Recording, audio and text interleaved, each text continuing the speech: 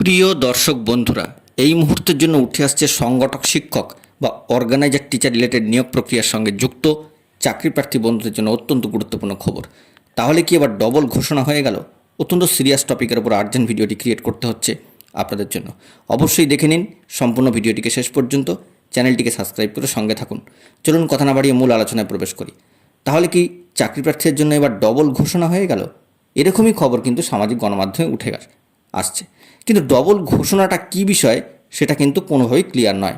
অর্থাৎ সামাজিক গণমাধ্যমের সাইটগুলিতে অনেক ক্ষেত্রে দেখা যাচ্ছে যে এরকম খবর আপডেট চলে আসছে যে চাকরি প্রার্থীর জন্য ডবল ঘোষণা, এবং সেক্ষেত্রে নানা ধরনের বিভ্রান্তিকর তথ্য কিন্তু প্রোভাইড করে দেওয়া হচ্ছে।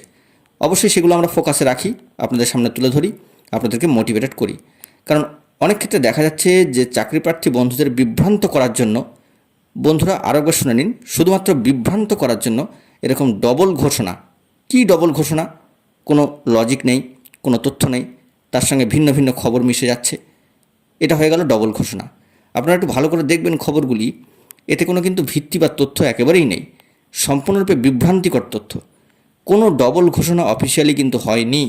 বন্ধুরা আপনাদেরকে আবারও জানাই যে ভোট পর্ব ইতিমধ্যে শুরু হয়ে গিয়েছে, ভোট বিভ্রাটও কিন্তু হয়নি, ভুলভাল ইনফরমেশন কিন্তু প্রোভাইড করে দেওয়া হচ্ছে, চূড়ান্তভাবে বিভ্রান্তিকর তথ্য চাকরি প্রার্থীর কাছে কিন্তু তুলে ধরা হচ্ছে। তাই বন্ধুরা আবারও জানিয়ে রাখি যে সংগঠক শিক্ষক বা অর্গানাইজার টিচার রিলেটেড নিয়োগ প্রক্রিয়ার সঙ্গে যুক্ত চাকরি প্রার্থী বন্ধুদের জন্য ডবল ঘোষণা নিয়ে কোনো অফিসিয়ালি বার্তা কিন্তু উঠে আসেনি।